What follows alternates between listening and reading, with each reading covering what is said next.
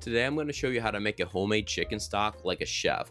We're going to take chicken bones, roast them in the oven, mirepoix, aromatics, and water, and transform that into the most gelatinous and rich chicken broth.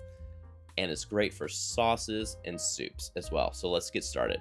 First, we're going to lay out our chicken bones. We have chicken feet, chicken backs, and chicken spine. We're going to spray that with a good quality cooking oil, and that will help it brown into a 425-degree oven for an hour until golden brown.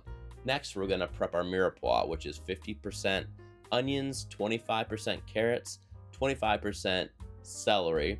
And then I had a leek laying around, so why not throw that in as well? And then we're going to prep our aromatics by cutting a whole head of garlic in half, leaving the skin on.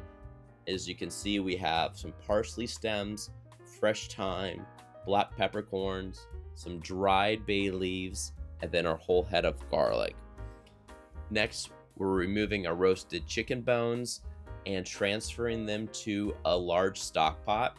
You'll notice that they'll stick to the pan since we didn't have parchment paper, and that's where all the fond and the flavor lives. Next, we're going to deglaze with a cup of water or white wine, scrape with a spatula, and then back into the stock pot.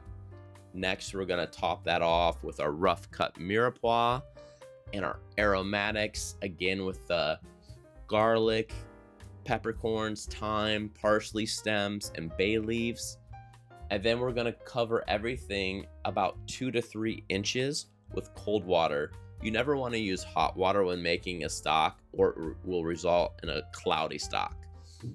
So we're going to bring all that up to a boil, reduce down to a simmer, and then skim all the impurities or the fat that come to the surface. And then we're going to let that go for 4 hours.